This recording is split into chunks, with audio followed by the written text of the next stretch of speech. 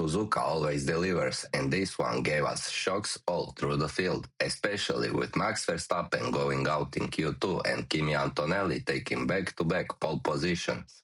Let's go through the whole session from Q1 all the way to the front row. Q1 starting at the back in P22 was Lance Stroll. Aston Martin is seriously struggling right now, and for Honda's home race, this is a terrible look. They came into Suzuka hoping for something respectable, but instead they were nowhere. P21 was Fernando Alonso, and honestly, there was not much more he could have done. Aston Martin looks like the slowest team in Japan, and Fernando is just trying to drag that car to places it does not belong. At this point, they will probably just be hoping to finish the race tomorrow. P20 goes to Valtteri Bottas. Fair play to him out-qualifying both Aston Martins, but even then, they are still miles off the rest of the grid. So yes, decent job from Bottas, but the bigger picture is that the car simply does not have the pace. P19 was Sergio Perez for Cadillac. I think this is a solid result for the newest team on the grid. Out-qualifying both Aston Martins is a nice little statement, and Perez did his job today. Cadillac is still clearly off the pace overall, but these are the small steps they need. Then in P18 was Ollie Behrman, and this is definitely one of the shocks of the session. He is the highest driver in the championship who is not in a Ferrari or a Mercedes, so to go out in Q1 is a big disappointment. He only missed Q2 by a small margin, but I am sure he will not be happy with that at all. And in P17, Alex Albon. Williams is still struggling badly with this new car, even with Mercedes power. They are nowhere near where they want to be. And that has to be worrying considering they sacrificed last year and switched their focus to this car earlier than most of the grid. Right now, it is just not paying off. Let's go to Q2 now.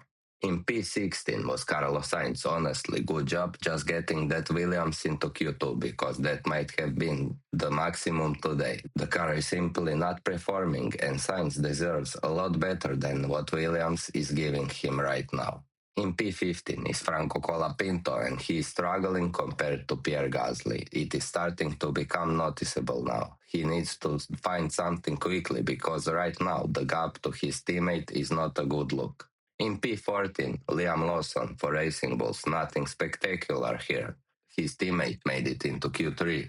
So you have to say there was more in the car. Around the track like Suzuka, where confidence matters so much, he just did not seem to put the lap together.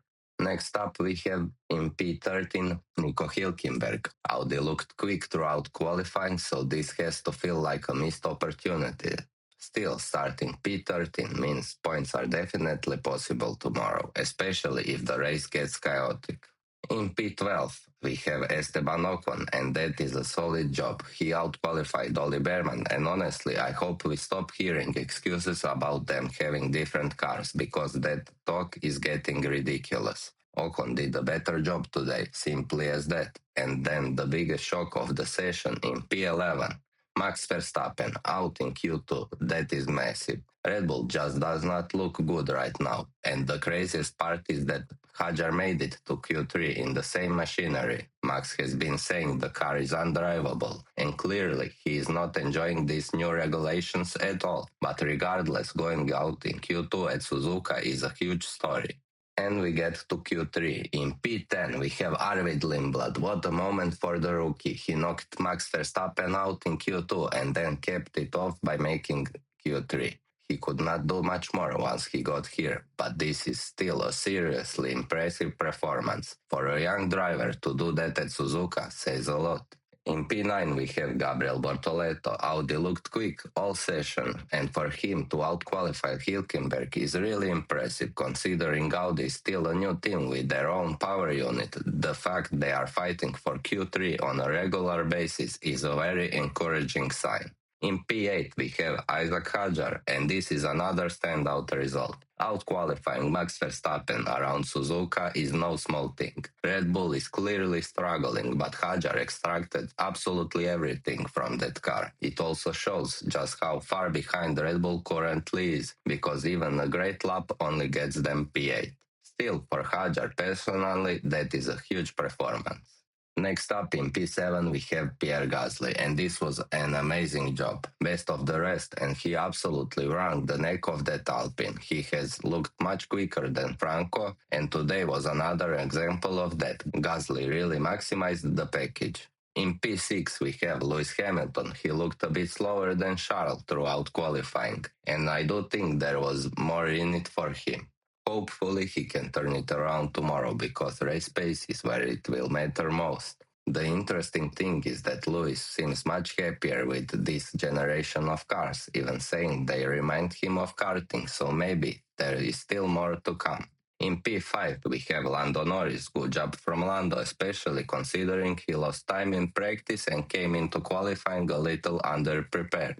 For the defending champion, this is not a bad recovery at all. McLaren will definitely be hoping they can take the fight to Ferrari in the race.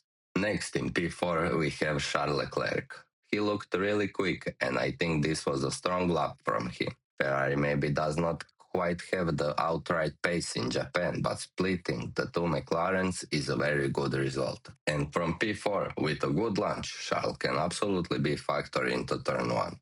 P3 for Oscar Piastri, and this is a really good result. McLaren looks like they found something, and Oscar will be desperate to finally get this season going. He has not even completed a lap in a race this season, which is just wild. So he will be hoping tomorrow is where everything finally clicks. And the front row is reserved for Mercedes this season. P2 was George Russell. He was complaining about the car throughout qualifying, and in the end, he just could not extract what Kimi Antonelli managed to find. That has to be frustrating because the pace was clearly there in the Mercedes. And Paul, back-to-back pole positions for Kimi Antonelli. This guy looks seriously quick, and he is already taking the fight to George in a big way. Paul at Suzuka is no joke, and if he keeps this up, we might be watching the start of a proper Mercedes title push. Kimi looks like the real deal. So, overall, the big headlines are Aston Martin being a disaster, Williams still not delivering, Audi continuing to impress, Max Verstappen getting knocked out in Q2, and Kimi Antonelli taking another pole. Suzuka gave us a massive qualifying session, and now the big question is whether Kimi can convert it tomorrow, or if Ferrari and McLaren have something for him in the race. If you guys enjoyed this reaction, let me know your biggest surprise from qualifying and who you think is winning the Japanese Grand Prix.